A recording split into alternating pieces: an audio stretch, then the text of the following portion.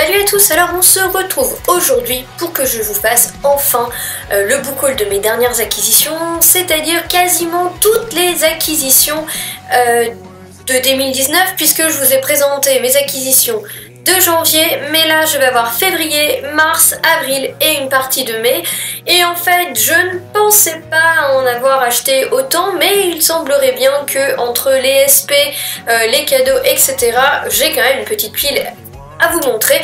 Je vous propose donc qu'on commence tout de suite. Par contre, je ne vais absolument pas aller dans l'ordre de mes acquisitions ou quoi que ce soit parce que même si c'est noté dans un carnet, je vais pas me faire chier à tout ranger et tout classer. Voilà, ça c'est fait. Donc le premier que j'ai à vous montrer, je l'ai acquis parce que j'en ai vu sa chronique ou quelque chose comme ça sur un blog. Oh, je me souviens plus, c'était il y a longtemps. Bref, ça avait l'air sympa et j'ai acheté Les Enfants de la Licorne, tome 1, Chercheur d'Aurore. Et c'est écrit par, c'est une bonne question, il n'y a pas le nom d'auteur. C'est pas moi, je vous jure, il n'y a pas le nom de l'auteur sur le roman. Ah si, Souriani. Alors je ne sais pas si c'est le nom d'auteur ou pas, c'est d'auto-édition. Voilà, la couverture est très jolie, elle laisse présager évidemment des licornes mais aussi des dragons.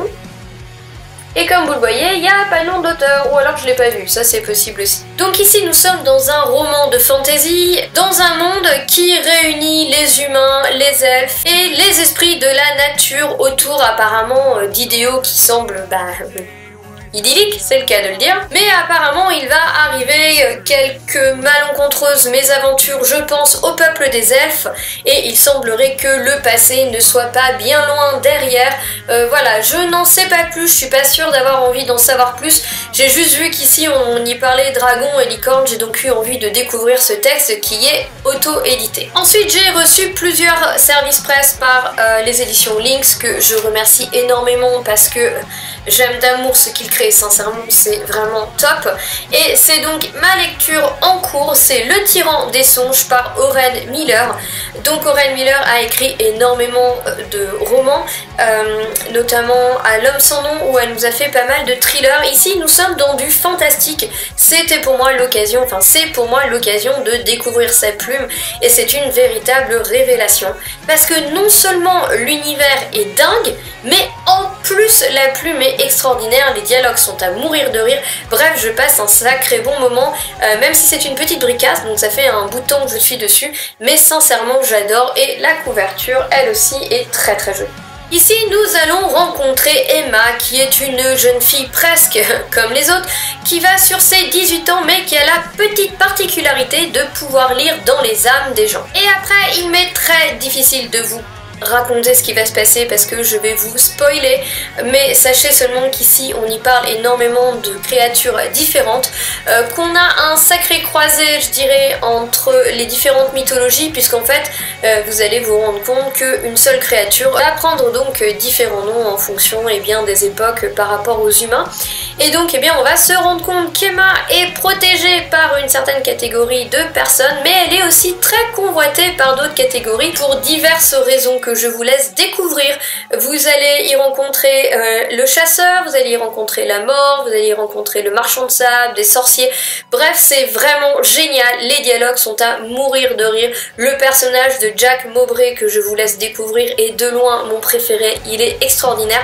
Bref, je passe un véritable moment d'anthologie avec ce roman, je vous le conseille fortement. J'ai aussi fait deux achats chez France Loisirs. Le premier c'est Les Ailes par Ashroy, qui à la base je crois est sorti chez J'ai lu, mais donc là du coup c'est la version France Loisirs et j'avoue que comme le prix était un peu moindre que chez J'ai lu et que j'ai des points etc, j'en ai profité parce que c'est une série que j'ai envie de découvrir depuis un bon moment. Je pense qu'on est dans l'urban fantasy, mais le synopsis est très flou, ce que je trouve ma foi très bien parce qu'en fait on sait pas trop dans quoi on va. On va ici rencontrer Connor qui a 18 ans, qui vit une petite vie tranquille avec son père. La seule chose qui qui va lui arriver, c'est que son ou sa meilleure amie va prendre ses distances avec elle sans qu'elle sache pourquoi. Mais Connor aussi fait des cauchemars et le jour où sa tante va arriver, ça va être le bordel dans sa vie. Je n'en sais pas plus, je ne sais absolument pas quel type de créature on va rencontrer ici. Tout ce que je sais, c'est que je pense que ça va être super sympa parce que j'en ai lu des très bonnes chroniques. Ensuite, je n'étais absolument pas au courant, honte sur moi, mais Jean-Christophe Granger a sorti son dernier thriller, La Dernière Chasse, chez Albert Michel, comme d'habitude. Je me le suis donc procuré sans même lire de quoi il s'agissait et j'en ai acheté un deuxième exemplaire pour mon père qui vous dira que un Jean-Christophe Granger est toujours un grand moment. Je le lis aussi, en plus du Tyran des Songes, c'est aussi ma lecture en cours, je dépassais un petit peu la moitié. Pour l'instant il est pas mal, je pense pas que ce soit le meilleur. Après ça touche le domaine de la chasse et c'est pas un domaine, voilà, pour grande férue des animaux, c'est pas forcément mon domaine de prédilection. Mais j'attends le dénouement et la suite des opérations parce que pour l'instant je n'ai strictement aucune idée de qui est le coupable, comme d'habitude avec Jean-Christophe Granger. Et comme je ne fais absolument rien dans l'ordre, j'ai oublié de vous présenter ma deuxième acquisition France Loisirs qui est une intégrale avec Gallica, le cycle des loups par Henri Lovenbrock et donc eh bien... j'ai lu à la base peut-être ou quelque chose comme ça. Magnifique couverture s'il en est, vous serez d'accord avec moi. Et donc ici, si je ne me trompe pas, il y a l'intégrale des 3 romans de cette série où nous allons suivre Bohème qui est en fuite parce que d'impitoyables guerriers ont brûlé son village, massacré tous les habitants et maintenant sont en train de traquer Bohème qui a réussi plus ou moins à s'enfuir. Il ne sait pas pourquoi on lui en veut, mais ce qui est sûr c'est que Bohème a un lien particulier avec ce qu'on appelle les brumes qui sont des espèces de créatures fantastiques. Je n'en sais pas beaucoup plus, sauf que parmi ces brumes, je peux supposer qu'il y a des loups. Donc a priori c'est un auteur qui a une passion pour les loups, qui a déjà fait une série qui s'appelle Moira et je pense qu'on y retrouve des loups aussi. Donc ma foi, je suis très impatiente de découvrir cette série, même si le format pavé me fait peur, je lirai tome par tome. Parce qu'on a quand même 1117 pages là-dedans, donc autant vous dire que je vais pas le lire d'un coup, j'aurai l'impression de lire la Bible. Ensuite j'avais fait une petite commande aux éditions Plume Blanche, puisqu'il y a plusieurs de leurs romans qui me plaisent, mais dans un premier temps j'ai craqué pour Les Autres par Sandra Moyon, le tome 1 Le Survivant, que j'ai déjà lu et chroniqué. Je vous laisse admirer cette magnifique couverture. Alors, je vais vous donner 2 mots du synopsis, mais comme vous le verrez dans la chronique vidéo, ou que vous l'avez peut-être déjà vu dans la chronique écrite, le premier tome a très peu de rapport avec le synopsis. Donc nous retrouvons ici une terre où les hommes sont parqués derrière des clôtures dans des villes pour survivre, et en fait, pour survivre, justement, ils ont fait un pacte avec les autres, pacte qui consiste à leur livrer des camions d'humains une fois par trimestre, puisque évidemment les autres se nourrissent d'humains. Et donc eh bien évidemment on envoie dans la fosse c'est-à-dire à l'extérieur des clôtures et du village, les délinquants. Et on va suivre ici l'histoire de Saune qui a je ne sais plus quel âge, et je pensais qu'en fait qu'il allait être balancé dans la fosse, mais non, dans ce premier tome en fait on suit plus sa vie et la maltraitance qu'il subit en fin de compte avec sa tante. Bon voilà, il se passe d'autres choses, on a quand même l'apparition des autres, etc. Ça, je vous laisse le découvrir. Mais d'une manière générale, ce premier tome m'a assez surpris. Ceci étant dit, la fin du tome 1 laisse présager que dans le tome 2, la fosse et les autres vont être beaucoup plus présents. J'ai aussi acheté un roman pareil que j'ai déjà lu, puisqu'il s'agit de Blood Witch, l'intégrale des 2 tomes, donc par Léna Jomaé, et donc toujours chez Plume Blanche. Urban Fantasy pur et dur. J'ai adoré une héroïne qui en a dans le bide et qui est drôle, donc en fait qui m'apporte ce que moi personnellement j'aime en fantasy, donc j'ai passé un excellent moment. Pour une fois je vais vous lire la 4e de couverture parce qu'en fait avec Blood Witch ça vaut vraiment le coup. Ah merde, encore un. Bon alors, c'est à toi que je parle là, tu crois vraiment avoir les reins suffisamment solides pour découvrir mon histoire? J'en suis pas sûre moi. Si je te dis que je suis une sorcière dans un monde timbré avec des vampires et des loups-garous, entre autres choses, toujours partant? Bien, comme tu voudras.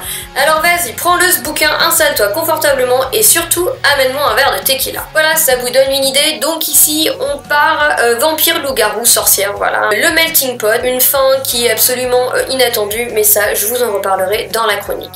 Jolie couverture là aussi. Donc des intérieurs de chapitres qui sont super travaillés avec des jolies taches de sang, j'en perds mon marque-page pour que vous n'oubliez pas qu'on est dans un livre un petit peu gore.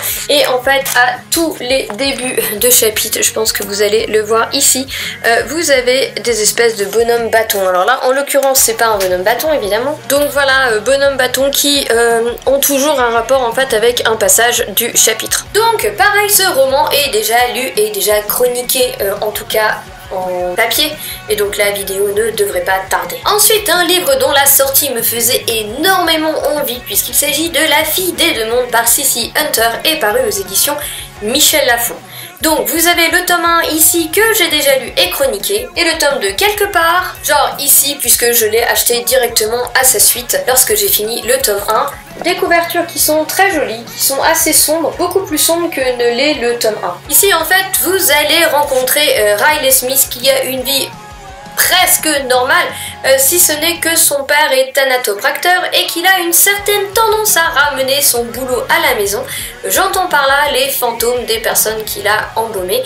Le petit problème de Riley, c'est que elle a la capacité de les voir et de communiquer avec eux, et que en général, quand ils sont fantômes et qu'ils suivent le père de Riley jusqu'à elle, c'est qu'ils ont quelque chose à lui demander, un petit service. Parfois c'est rien du tout.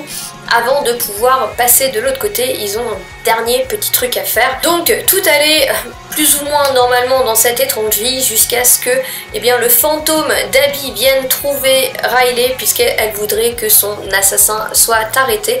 Et voilà donc Riley sur les traces d'un tueur en série. Et comme un fantôme ne suffisait pas, elle va rencontrer un autre fantôme du nom de Eden, un fantôme très particulier qui a des caractéristiques qu'elle n'avait jamais vues jusque-là.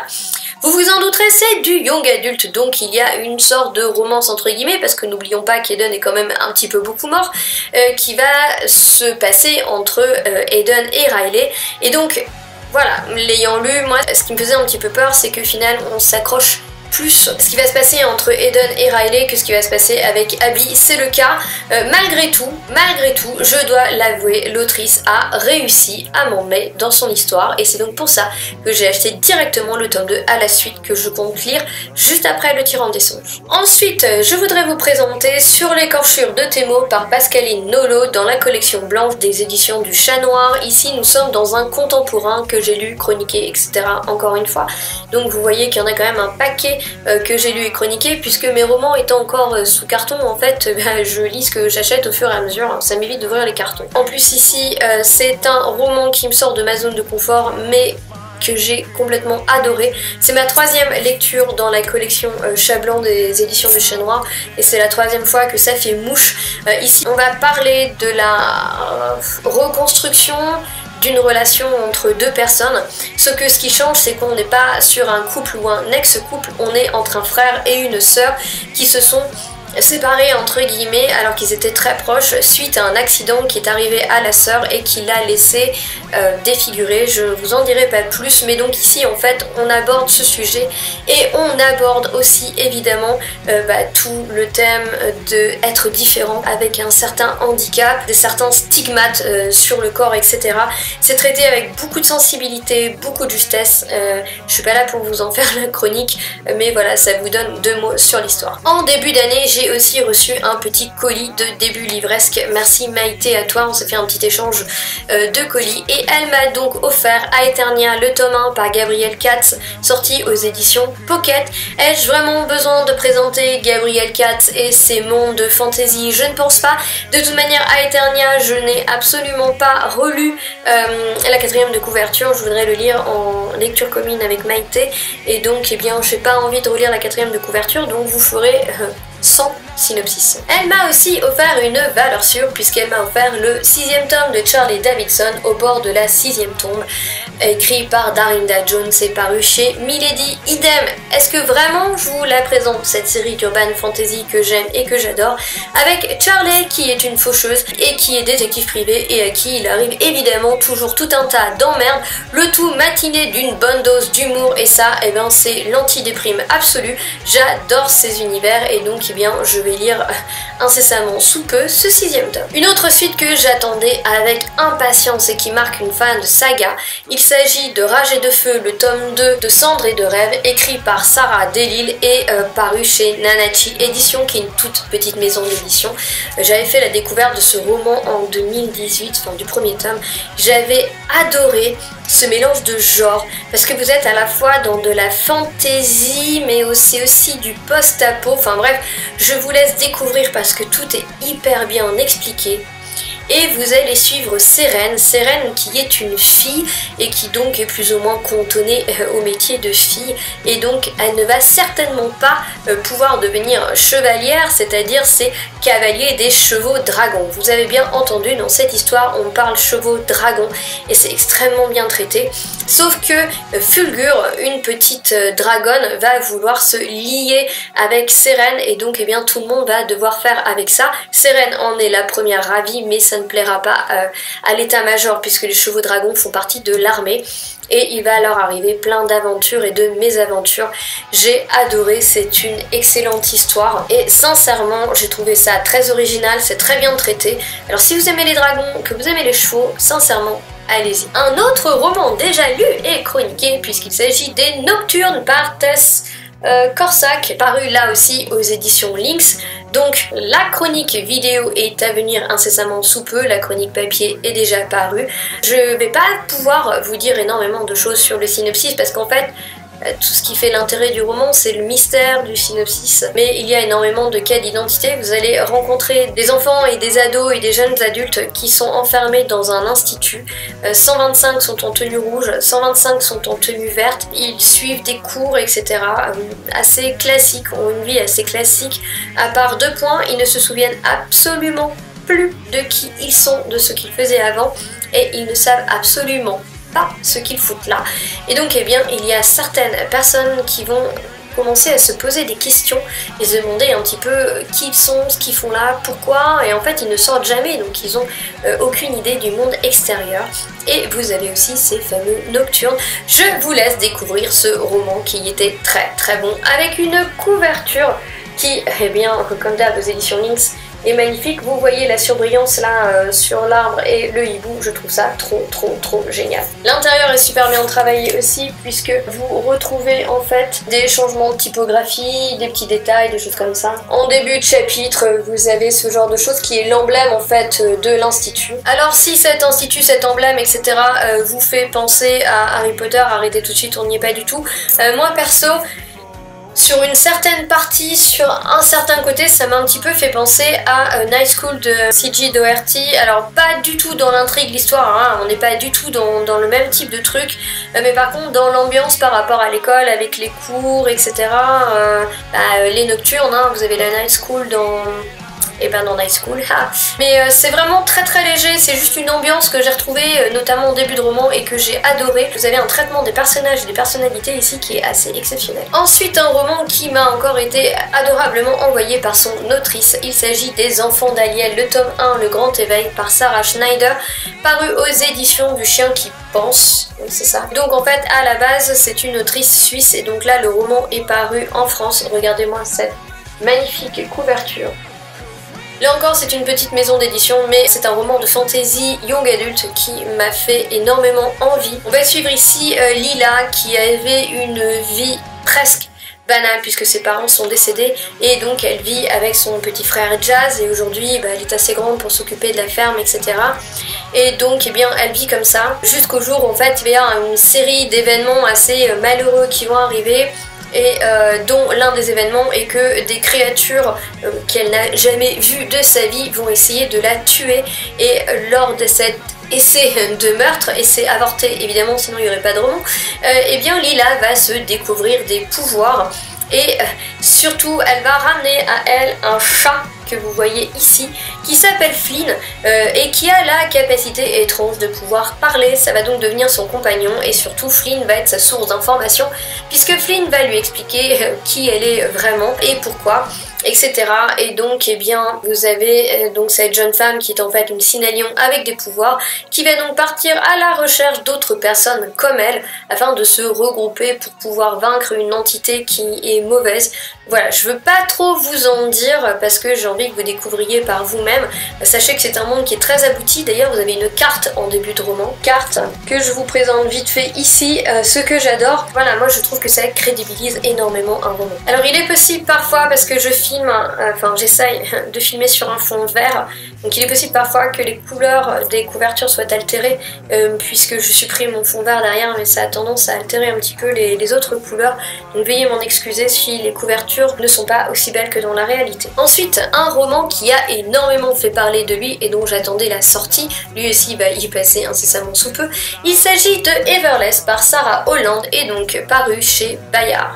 Ici nous sommes dans un monde de fantasy, encore une fois, certainement young adulte je suppose, où eh bien vous devez payer vos dettes en temps, et le temps en fait vous le contenez dans votre sang. Ici on va rencontrer Julie qui va devoir sauver son père en fin de compte d'une mort certaine, parce que son père ne peut plus se saigner, sans quoi il va mourir, il est criblé de dettes, et afin de rembourser les dettes, elle va partir dans la résidence d'Everless, qui est la résidence des personnes les plus puissantes du royaume, je crois, afin d'être domestique à leur service. On peut supposer qu'il va se passer énormément d'aventures et de mésaventures, puisque il y a une chose que Julie savait et que son père lui avait dit, c'était que jamais, au grand jamais, elle ne devait retourner à Everless, puisqu'apparemment elle était à Everless en étant toute petite. Ils ont fui Everless, donc elle ne devait pas y retourner, et elle va y retourner. La seule chose qui me fait un petit peu peur avec ce roman, c'est qu'on vous dit qu'il y a le personnage de Rohan, je pense que moi je dirais Rohan, qui est le fils de la résidence, qui est normalement censé épouser la princesse, etc., etc. Mais Julie en est amoureuse depuis qu'elle est toute petite, etc. Et donc je vois gros comme une maison la romance se profiler à l'horizon. J'espère juste que la romance ne va pas bouffer tout le reste du bouquin. Magnifique couverture que je vous laisse admirer ici, c'est en argenté. Je sais pas si ça ressort vraiment bien, mais elle est vraiment très très très jolie. Ensuite, un roman que j'ai pris parce qu'il était en prix découverte à 3,99 €. Il s'agit de Snowblind par Christopher Golden, et donc eh bien chez Brajlon Poche, donc enfin c'est pas Milady, c'est Brajlon Poche parce que c'est du thriller. Ici on est dans une petite ville américaine je pense, et au cours d'une nuit d'hiver eh bien il y a une tempête d'une rare violence qui fera environ une dizaine de victimes. Donc 12 ans plus tard en fait la vie a tant bien que mal repris son cours, mais apparemment les habitants ont quand même gardé une certaine angoisse de l'hiver, donc je pense que c'est quand même passé outre ces morts quelque chose d'un petit peu bizarre la première fois, mais bon ils font avec et ils ont repris plus ou moins normalement le cours de leur vie. Sauf qu'une nouvelle tempête s'annonce et que celle-ci risque d'être bien pire que la précédente, puisque les disparus d'il y a 12 ans reviennent. Je n'en sais pas plus, je ne sais pas si nos disparus sont vivants, morts vivants, je n'en ai aucune idée, mais je dois avouer quand même que l'intrigue m'a fortement parlé, donc j'ai hâte là aussi de découvrir ce livre. Allez courage, j'en ai plus que 2 à vous présenter. J'ai acheté le fameux Vicious de V.E. Schwab paru aux éditions Lumen. Je ne vais pas vous en faire de synopsis de ce roman parce que tout le monde en a entendu parler. J'ai commencé la série Chain of Magic que je dois continuer après un début de roman qui avait été un peu compliqué à cause d'une écriture assez spéciale. J'avais totalement adoré ce tome, donc j'ai vraiment hâte de découvrir Vicious. Là j'adore aussi le fait qu'a priori on a quand même des anti-héros là-dedans. C'est un roman qui me fait mortellement envie, même s'il est assez épais, je crois qu'il fait plus de 500 pages. 531 pages. Petit effort sur les entêtes de chapitres, c'est toujours appréciable. Bref, Vicious, ils vous le vendent comme le combat du mal contre le mal absolu. Autant vous dire que ça m'attire sacrément bien et j'aime beaucoup la couverture que je trouve très sympathique. Last but not the least, l'un des romans qui est le plus beau certainement de ce book haul, puisqu'il s'agit de Engrenage et Sortilège par Adrien Thomas et paru chez Rajo Éditions. J'avoue que je l'ai acheté surtout pour la couverture. C'est aussi Adrien Thomas, j'aime bien cet auteur.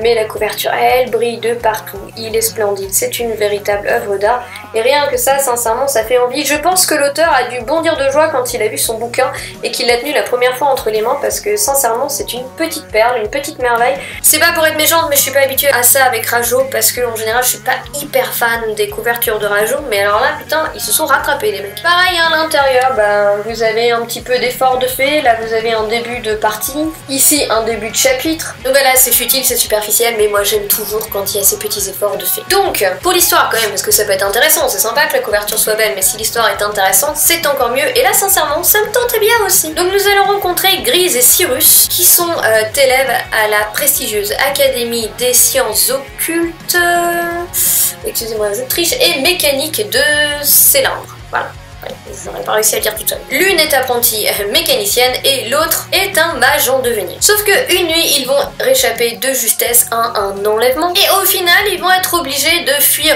ensemble alors qu'ils se détestent cordialement. Ils vont en plus devoir aller chercher refuge dans le quartier des Raies, qui est un quartier peu recommandable aux mains des voleurs et des assassins. Et du coup, ben, pour survivre, il va pas y avoir le choix, ils ont beau se détester, ils vont devoir faire alliance. Alors ça fait certainement synopsis un petit peu bateau classique, on a deux personnages principaux qui se détestent, qui doivent faire alliance, etc. Qui n'ont rien en commun, rien pour les rapprocher, bon. Mais sincèrement, moi ça m'a bien donné envie, j'ai vraiment hâte de découvrir ce roman, je dois l'avouer, malgré le fait que, ouais peut-être que c'est un petit peu bateau, mais moi ça me branche bien. Et puis peut-être aussi que l'auteur va faire prendre une direction à son roman totalement inédite, et qu'en fait on va être vachement surpris. Voilà les amis, j'en ai terminé avec ce nouveau book haul, merci de votre patience parce qu'il a été un petit peu plus long. Maintenant comme vous le voyez, j'ai réussi à ressortir la caméra, etc. J'ai toujours pas de fond, je vous l'avais dit à la précédente vidéo, donc c'est toujours un petit peu compliqué de filmer. J'essaye de faire au mieux de vous trouver un truc qui soit pas trop dégueulasse. À tous, je vous souhaite une excellente journée, de très belles lectures et je vous dis à bientôt. Ciao, bye.